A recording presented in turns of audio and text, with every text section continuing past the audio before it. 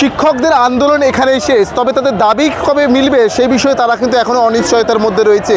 সংখ্যালঘু শিক্ষকরা ইতিমধ্যে তারা রাস্তায় নেমে এসছে এবং ইতিমধ্যে কামাল হোসেন সাহেব শিক্ষাবিদ তিনি আমাদের সাথে রয়েছে। 11 মাস বেতন পায়নি, তাদের সংসার চলবে কি করে?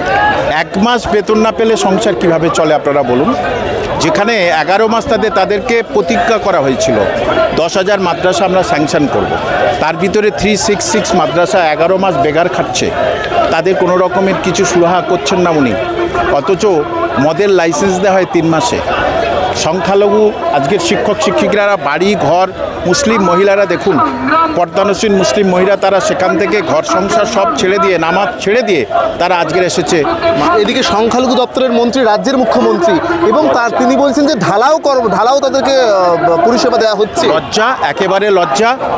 উনি শিক্ষামন্ত্রী, মুসলমান এই যে সংখ্যালঘু উন্নয়ন মন্ত্রী এবং মাদ্রাসা শিক্ষামন্ত্রী নন, তাহলে উনি এদের মান মর্যাদা বুঝতেন, এদের সম্মানটা রাখতে পারতেন।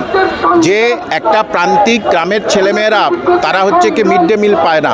আমি খুব স্পষ্টভাবে জিজ্ঞেস করছি, আপনি সংখ্যালঘু একজন মানুষ হিসেবে আপনি এদের প্রতিনিধিত্ব করছেন, কিন্তু অনেক সংখ্যালঘু মন্ত্রীরা তারাও তো রাজ্যের মুখ্যমন্ত্রীকে ঘিরে রেখেছে, তারা কি কোনো রকমভাবে রাজ্যের মুখ্যমন্ত্রীকে বোঝাতে সক্ষম হচ্ছে না? ওরা তো ওই সব চাটাচাটি করে খায় না।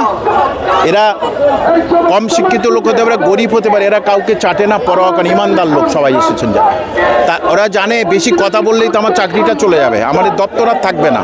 সুতরাং মুসলমানদের নামে ওরা কলঙ্ক, পরিষ্কার বলছি, ওরা মুসলমান নয়।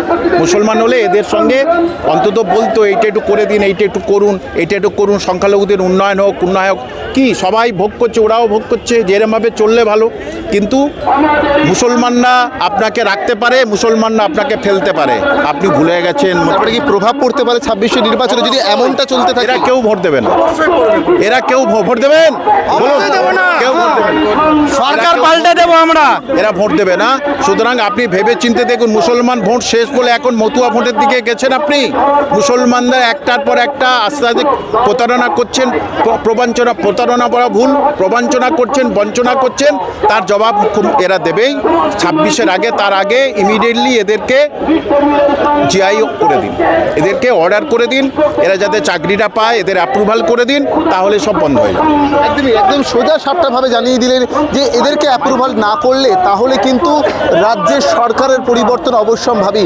ইতিমধ্যে আমার চিত্র সাংবাদিক একবার দেখাতে বলবো, প্রচুর সংখ্যালঘু শিক্ষক তারা ইতিমধ্যে রাস্তায় নেমে এসছে এবং তারা অবিলম্বে বলছে যে তাদের সমস্যার সমাধান করতে হবে, কিন্তু সেই সমস্যার সমাধান হবে কিভাবে তারা জানে না। এবং ইতিমধ্যে প্রচুর সংখ্যক যারা শিক্ষকরা তারা ইতিমধ্যে রাস্তায়, এবং তারা বলছে যে রাজ্যের মুখ্যমন্ত্রী মমতা বন্দ্যোপাধ্যায়কে এই বিষয়ে সহৃদয় হতে হবে, কারণ সামনে বিধানসভা নির্বাচন এবং সেই নির্বাচনে এই যদি এমনটাই চলতে থাকে তাহলে প্রভাব পড়তে পারে নির্বাচনে। কি তাই কি? যদি এমনটাই চলতে থাকে নির্বাচনে প্রভাব পড়তে পারে? নিঃসন্দেহে প্রভাব পড়ে। রাজ্যের মুখ্যমন্ত্রী তথা সংখ্যালঘু মন্ত্রী ভরসা রাখতে পারছে না, তিনি তো বলছেন অনেক উন্নয়ন করেছেন আপনাদের। অর্থাৎ সকলের কাছে একটা ধোঁয়াশা রয়েছে, কোথাও রাজ্যের মুখ্যমন্ত্রীর একাধিক প্রতিশ্রুতি এবং সেই প্রতিশ্রুতি বাস্তবায়ন না হওয়াতে অনেকেই সংখ্যাবোধ করছেন যে এখনো পর্যন্ত কেন রাজ্যের মুখ্যমন্ত্রী মমতা বন্দ্যোপাধ্যায় সহৃদয় কেন হচ্ছে না। একবার ছবিটা দেখাই, এই মুহূর্তে প্রচুর সংখ্যক সংখ্যালঘুরা তারা ইতিমধ্যে রাস্তায় নেমে এসছে এবং একটা বিষয় তারা বলছে যে অবিলম্বে বেতন চালু করতে হবে।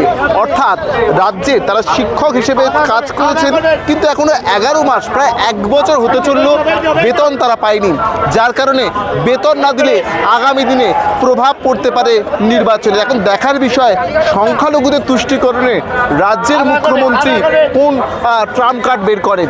ক্যামেরা অনিন্দের সঙ্গে দেবরাজের রিপোর্ট, জজবাত 24 বাংলা।